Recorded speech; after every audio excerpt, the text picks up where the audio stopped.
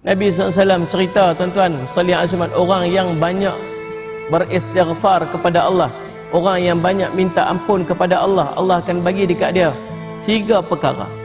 Allah akan tunaikan kepadanya 3 benda. Subhanallah, salli ala sayyidina Muhammad. Yang pertama dia apa, tuan-tuan? Allah akan membebaskan dia, Allah akan melepaskan dia daripada gundah gelisah. Hidup tak tenang, hati tak tenang. Subhanallah, rupa-rupanya hati tak tenang ni disebabkan oleh dosa.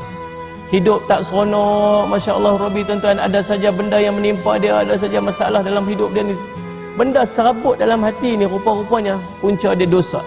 Kalau boleh lepas tang dosa ni, maka dia akan dapat satu benda yang nama dia qalbun sakinah, hidup tenang.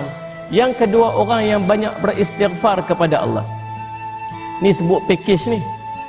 3 benda ni dapat. Orang buat dosa minta ampun, dapat pengampunan, tu satu nikmat dah. Tapi daripada pengampunan tu dapat pula 3 benda ni. Yang pertama apa ni? Gundah gelisah tak ada. Yang kedua, subhanallah, Allah akan melepaskan dia daripada sebarang kekusutan, sebarang masalah. Apa saja benda serabut, ada benda saja yang menyebabkan kekusutan dalam hidup dia, masalah-masalah yang menimpa dia, Allah akan bagi lepas dekat dia, Allah bagi.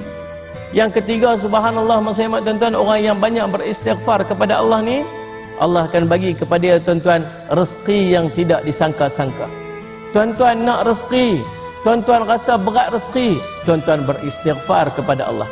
Selain daripada dapat pengampunan dosa, 3 package sekali Allah bagi hilang rasa gundah, Allah bagi selesai daripada segala masalah, dan Allah bagi, tuan-tuan, rezeki yang tidak dia sangka-sangka.